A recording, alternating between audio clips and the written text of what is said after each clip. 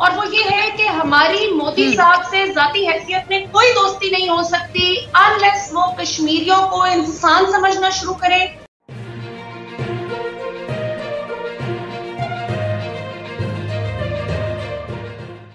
मुझे पता चला था कि आपको कोरोना वायरस हुआ और आपकी बेगम को भी। पहले तो मैं आपसे आपकी सेहत के बारे में भी पूछना चाहूँगी कि अब आप कैसा महसूस कर रहे हैं, और साथ ही मेरा सवाल भी है कि पाकिस्तान और भारत के दरमियान जनसब जो सबसे बड़ा मसला है वो मकबूजा कश्मीर का है, और मुकम्मल हमने देखा कि शटर डाउन हड़ताल थी। सर, भारत ये समझता है कि बुरहान वानी जैसे नौजवानों को पाकिस्तान मकबूजा कश्मीर में भेजता है या फिर फंडिंग करता है, इस तरह आप सोचते हैं? भारत ये क्यों नहीं समझता जनरल साहब कि बुरहान वानी कोई शख्सियत नहीं है बल्कि एक किरदार है, और जब तक भारतीय फौज मकबूजा कश्मीर में मुजालिम जारी रखेगी वहाँ पे बहुत से बुरहान वानी पैदा होते रहेंगे। डॉक्टर फिजा, सबसे पहले तो मेरा आपको, आपके पैनलिस्ट को और देखने वालों को नमस्कार। आपने कोरोना के बारे में पूछा। हाँ, मैं और मेरी वाइफ दोनों कोरोना के शिकार थे। हम अस्पताल में रहे 16-17 दिन। फिर जब नेगेटिव रिजल्ट आए तो हम घर वापस आ गए हैं। मेडिकली अभी ठीक है, फिजिकली वीकनेस आने में टाइम लगेगा। Thank you. अभी आपने देखिए, मैं उन लोगों में से हूँ जो अभी भी उम्मीद रखता हूँ कि दो पड़ोसी मुल्क हैं। समय आएगा जब दोनों अमन से रहेंगे, दोनों में रिसोर्सेज हैं, टैलेंट है, मिल के रहेंगे और मिल के तरक्की करेंगे। ये उम्मीद कब पूरी होगी मुझे नहीं पता।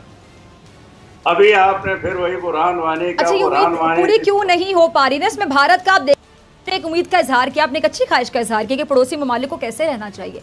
लेकिन जनरल साहब, आप अपनी अगर बीजेपी की गवर्नमेंट को देखते हैं, नरेंद्र मोदी जब से आपके वजीर आजम हैं, आप उनकी पॉलिसीज देख रहे हैं, उनके बयानात में इंतशार पाया जाता है। वो हमेशा पाकिस्तान दुश्मनी की बात करते हैं, बल्कि मुसलमानों को तंग किया जा रहा है भारत में।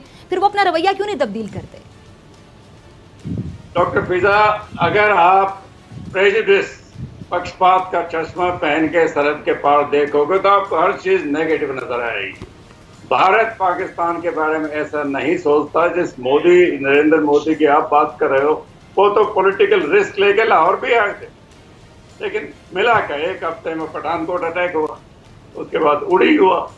तो ये अगर आप इम्पार्शियली चीजों को देखें तो आपको लगेगा आप अच्छा, आप जो कह रहे हैं पॉलिटिकल रिस्क लेकर लाहौर आए थे, क्या मसाइल के हल पर बातचीत करने आए थे? क्या कोई बहुत बड़ा जो मसाइल थे पाकिस्तान भारत के, उस पर डिस्कशन करने के लिए आए थे? मसला कश्मीर के हवाले से टेबल टॉक करने के लिए आए थे? क्या करने आए थे, जरा ये भी बता।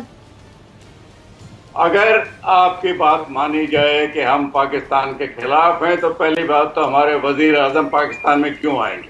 वो आए थे क्योंकि उनका मन साफ था। मैं आपसे पूछ रही हूँ ना, क्यों आए थे बताएं ना। तो अच्छा, मलिहा क्यों आए थे इनके वजीर आजम? ठीक है, मैं मलिहा की तरफ। मलिहा क्यों आए थे? क्या वाकई वो जो सवाल मैं पूछ रही हूँ कि मसला कश्मीर पे बात करने आए थे, या पाकिस्तान और जो भारत के दरमियान सरहद पे हम देखते हैं कशीदगी, उसको हल करने के लिए आए थे, या कहने आए थे कि आइंदा हम लाइन ऑफ कंट्रोल की खिलाफ वर्जी नहीं करेंगे? क्या करने आए थे, जरा याद करवाएं ना। उनके बीच में क्या बातचीत हुई ये तो या तो नरेंद्र मोदी जानते हैं या चले मलिहा जनरल साहब, मैं आपकी तरफ दोबारा आते हैं, दोबारा मौका दे। मलिहा, एक तो बहुत खुशी की बात है कि आप सेहतयाब हुए। अल्लाह ताला आपको और आपकी अहलिया को सेहतयाब करे और पूरी दुनिया से कोरोना वायरस की इस अजाब को खत्म करे। मैं सबसे पहले ये बताती चलूं कि ये जो नरेंद्र मोदी साहब की मौज लगी हुई थी ना पहले, कि वो जो चक्कर लगाने आए, वो कोई कश्मीर के लिए, पाकिस्तान और भारत की आपस की दोस्ती सुलह बढ़ाने के लिए नहीं आए थे। बिल्कुल, वो तो सिर्फ अपनी जाती हैसियत में एक फंक्शन अटेंड करने के लिए आए थे। गुलाबी पगड़ी पहन के उनको एक जाती हैसियत में बुलाया गया और वो आए। और मैं तो ये समझती हूँ कि अगर पाकिस्तान की, अगर आप देखें ना, पाकिस्तानी अवाम का जो सेंटिमेंट इस बारे में पाया जाता है, तो पाकिस्तानी अवाम का नैरेटिव उस वक्त भी वही था जो आज इमरान खान का है, और आज भी वही है जो वजीर आजम पाकिस्तान इमरान खान का है। और वो ये है कि हमारी मोदी साहब से जाती हैसियत में कोई दोस्ती नहीं हो सकती अनलेस वो कश्मीरियों को इंसान समझना शुरू करें और उनको इंसानों की तरह ट्रीट करना शुरू करें।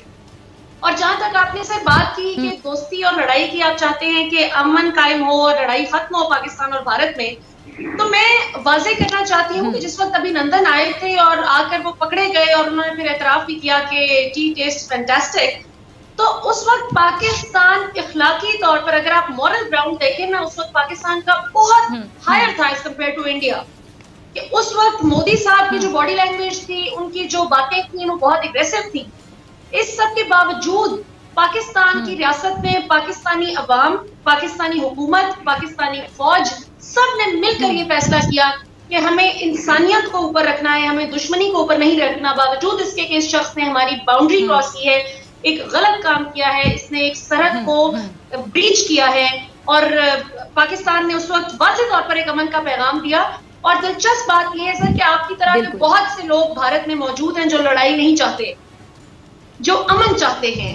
तो उन्होंने भी मोदी साहब, अच्छा थोड़ा मैं ऐड करना चाहूंगी मलिहा, मैं सॉरी आपकी बात काट रही हूँ। आपने बड़ा अच्छा एक जुमला बोला कि जनरल साहब जैसे बहुत से लोग ऐसे हैं जो कि अभी भी अमन चाहते हैं। जनरल साहब आपने भी मुझे गुफ्तगू के दौरान बोला कि जी आपको कोई चीज़ पॉजिटिव नजर नहीं आएगी, आपको नेगेटिविटी नजर आएगी भारत में। तो अब आपकी पॉजिटिविटी, आपके बिहेवियर की पॉजिटिविटी हमें नजर आती है। तो देखिए मलिहा ने भी आपकी तारीफ की और मैं भी आपकी तारीफ करूंगी कि आपका बिहेवियर बहुत अच्छा, आपकी सोच बहुत अच्छी है और आप जैसी पॉजिटिव मेंटालिटी वाले लोग इंडिया में हैं। लेकिन जो डोमिनेटिंग हैं वो नरेंद्र मोदी की पॉलिसी रखने वाले हैं। क्यों शैलेंद्र सिंह? आरएसएस और बीजेपी। कर्नल साहब देखिए, मैं आपको सही कह रही हूँ, मैं बड़ी अच्छी बात बताता हूँ। आप लोगों ने बात करी अभी अमन से रिलेटेड। कौन कहता है हमारे बीच में अमन नहीं है? जी मैं मिलना चाहता हूँ उस आदमी से, उस इंसान से। आप एक मिनट, आप नहीं आप जरा दोबारा वजाहत कीजिए अपने जुमले की, आप क्या पूछना चाह रहे हैं?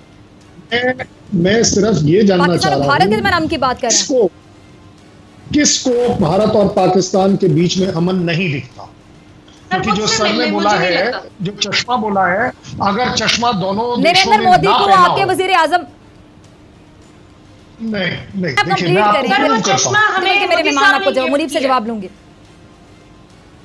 देखिए मलिहा जी, मैंने एक शब्द नहीं बोला जब आप बोल रही थी, तो मेरे ख्याल अपनी बात, ठीक है, आप अपनी बात कंप्लीट करें। ठीक है कर्नल साहब, हम आपकी बात सुनेंगे। ठीक है मलिहा, मैं आपकी तरफ भी आऊंगी, मुनीब मैं आपसे भी जवाब लूंगी। जी प्लीज कंटिन्यू।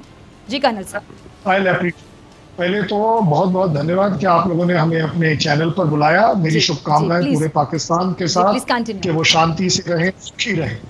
जहां तक अमन का जो मैं डिबेट कर रहा हूं, वो इसलिए कर रहा हूं, मुझे समझ नहीं आता अमन किसको नहीं दिख रहा। जो आपके भारत पाकिस्तान के बीच में ट्रेड हो रहा है, ये अमन नहीं है? आप और हम बात कर रहे हैं इस समय, यह अमन नहीं है? हम सोशली एक दूसरे के साथ 100 चीजें एक्सचेंज कर रहे हैं, ये अमन नहीं है? आप मुझे एक बात बताइए, इतनी बड़ी बात कि वो सर्जिकल स्ट्राइक हुई और उससे भी हमारे बीच में लड़ाई नहीं हुई, ये अमन नहीं है तो क्या है? आपने अभी कहा, एक मिनट, आपने अभी कहा कि अभिनंदन का एयरक्राफ्ट आपके एयर स्पेस में आ गया। पूरी दुनिया जानती है, ये दुनिया का दस्तूर है कि अगर आप एक दूसरे की एयर स्पेस वायलेट करते हैं तो ये एक्ट ऑफ वॉर माना जाता है और इसके बेसिस पर आप लड़ाई लड़ सकते हैं। हम दोनों देशों ने तो नहीं लड़ी। समझ में आई बात? पाकिस्तान को भी समझ आई, हिंदुस्तान को भी समझ आई कि ये सिर्फ टेरर स्ट्राइक के अगेंस्ट है, ये सिर्फ वो टेरर कैंप के अगेंस्ट है। आपने कहा कि हमने लड़ाई तो नहीं लड़ी, कि नरेंद्र मोदी साहब तो खुलेआम धमकियां लगाते रहे। मुनीब कादिर, जहां तक मुझे याद है कि नरेंद्र मोदी साहब तो खुलेआम धमकियां लगाते रहे थे और हर वक्त वो इस तरह ही लगता था कि जिससे उनके सर पर सिर्फ और सिर्फ ये जंगी जुनून सवार है कि किसी तरह पाकिस्तान में हमला कर दिया जाए। जबकि हमारे पार्लियामेंट में हमारे वज़ीर आज़म से लेकर तमाम, अगर मैं मिनिस्टर्स की बात करूं, बहुत अच्छा किरदार, शाह महमूद कुरैशी साहब का भी बहुत अच्छा किरदार। मुनीब, बाकी आप जरा वाज़ेह करें कि हमने बार बार अमन की बात की, हमने बार बार ये बताया कि जंगें शुरू होना आसान हो सकता है, लेकिन एटमी पावर्स के लिए फिर उसको खत्म करना फिर आप में से किसी के कंट्रोल में नहीं हो सकता कि हालात को काबू कैसे किया जाएगा। जी मुनीब, बाकी आप जरा याद करवाइए शैलेंद्र साहब को। जी, ये जो भारत से हमारे मेहमान हैं, इनके ये जो सेंटिमेंट्स हैं, एहसासात हैं, इनकी जो भावनाएं हैं कि हम लोगों को अमन चाहिए एक दूसरे के साथ, हमने एक दूसरे के साथ सुलह करनी है, दोस्ती करनी, कोई लड़ाई नहीं है। देखिए, इन्होंने कहा है कि क्योंकि हम इस न्यूज चैनल पर बैठ के बात कर रहे हैं तो ऑटोमेटिकली पाकिस्तान और भारत के बीच में बहुत अमन है। तो मुझे ये बताएं कि न्यूज चैनल के ऊपर तो आपके मोदी आने देते हैं आपको हमारे साथ डिबेट करने के लिए, बल्कि आपके जो से ये अनब गोस्वामी वगैरह भी हैं, इंडियन मीडिया, पाकिस्तानी मेहमानों को डिबेट करने के लिए, लड़ने के लिए तो वो बुलाते रहते हैं न्यूज चैनल पे। लेकिन जब पाकिस्तानी फनकार और मौसीकार जब वो इंडियन फनकारों के साथ मिलकर सिर्फ इंस्टाग्राम लाइव वीडियोज ही कर रहे थे तो उसके ऊपर बैन क्यों लगा दिया नरेंद्र मोदी ने? ये अभी अली सेठी जो हमारे सिंगर हैं और आपके बहुत सारे सिंगर, विशाल भारद्वाज आपके उधर फिल्म डायरेक्टर हैं, रेखा भारद्वाज, वो मिलकर सिर्फ सिंगिंग सेशंस रख रहे थे इंस्टाग्राम के ऊपर, तो उनको नोटिस आ गया मोदी की तरफ से कि आप लोग पाकिस्तानी आर्टिस्ट्स के साथ मिलकर इंस्टाग्राम लाइव सेशंस भी नहीं कर सकते, पर टेलीविजन पे जरूर लड़ सकते हो।